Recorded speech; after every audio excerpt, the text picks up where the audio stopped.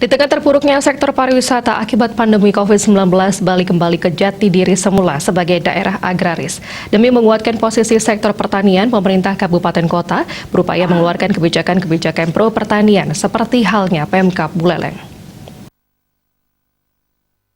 Setelah melalui beberapa kali pembahasan, akhirnya Pemkab Buleleng bersama DPRD Buleleng telah mencapai kesepakatan untuk menetapkan Ranperda menjadi Perda. Dari ketiga perda yang disahkan, salah satunya adalah Perda Pelindungan Lahan Pertanian Pangan Berkelanjutan. Perda ini pun diharapkan dapat melindungi kawasan pertanian yang ada di Buleleng.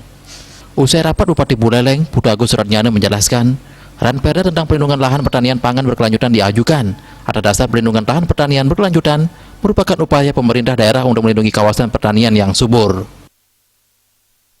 Kita tarik dalam satu pemahaman, ya.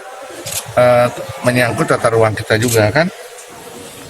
Kalau lebih ekstrimnya lagi ada keberanian mengatur lebih detail di tata ruang nanti ya. Sebab nanti ini kan informasi tata ruang ini kan kecepatan memberikan perizinan ini kan berpengaruh ya.